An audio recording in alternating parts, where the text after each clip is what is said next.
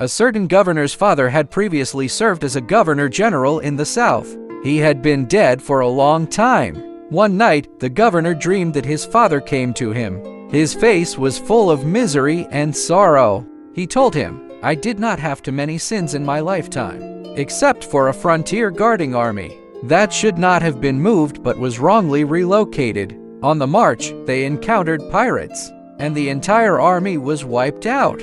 Now the soldiers have lodged a complaint with the King of Hell. The punishments there are harsh and brutal, truly terrifying. The King of Hell is none other than, tomorrow an officer will arrive escorting grain supplies. His surname is Wei. You must plead with him on my behalf, don't forget." The governor woke up and found it very strange, but still did not quite believe the dream. After falling asleep again, he dreamed that his father scolded him. "Your father is in dire straits, yet you pay no heed. Do you dismiss it as just a strange dream and put it out of your mind?" The governor found this even more bizarre. The next day, the governor carefully reviewed the documents, and indeed there was an officer Wei who had just arrived with grain shipments. The governor immediately invited him in, had two men pull him into a seat, then bowed and kowtowed to him, as if paying homage to the emperor. After the ceremony, he knelt upright, tears and mucus streaming, and recounted the events from his dream. Officer Wei denied being the King of Hell. The governor lay prostrate on the ground and refused to rise. Only then did Officer Wei say, "Yes, I suppose there's some truth to it. But matters of the underworld, unlike the murky affairs of the mortal world, where corruption and malpractice can be manipulated, I'm afraid I'm powerless to help." The governor pleaded more earnestly, and Manager Wei had no choice but to agree. The governor then requested an expedited trial. Manager Wei worried there was no quiet place. The governor asked to have the reception room of the government office cleaned for use. Manager Wei consented, and only then did the governor rise to his feet. The governor requested permission to secretly listen and watch. Manager Wei did not allow it. The governor insisted repeatedly.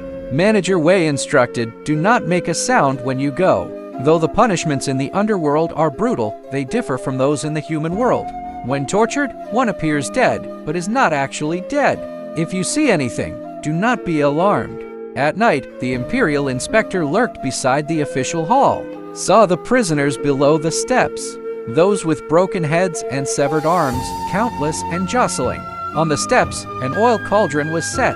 Several people were burning firewood beneath the cauldron. Before long, they saw experienced official Wei, clad in official robes, emerge. He ascended the hall and took his seat, his demeanor fierce and imposing, utterly different from the appearance he had shown before. The crowd of ghosts all knelt down at once, crying out in unison, proclaiming their grievances and suffering. Experienced official Wei said, "You all died at the hands of the pirates. The grievance has its source, the debt has its debtor. Why do you falsely accuse a senior official?" The ghosts spoke one after another. "According to regulations, our unit should not have been redeployed, but we were transferred by a mistaken military order, and then were slaughtered who caused this wrongful death." Wei then came up with various reasons to exonerate the governor's father, but the crowd of ghosts loudly cried out for justice. Their cries were noisy and chaotic. Wei summoned the ghost attendants and said, "Throw that official into the oil cauldron. Fry him a little. It stands to reason." Observing his intention, it was to calm the resentment of the ghosts. Immediately, the ghost attendants stepped forward. They seized the governor's father. Using sharp forks, they lifted him and threw him into the oil cauldron. Seeing this, the governor felt distressed and terrified. The pain was unbearable, and he couldn't help but let out a mournful cry. At once, the courtyard fell silent. All the visions disappeared. The governor returned in shock and awe. By dawn, he looked at Wei, already dead in the official residence.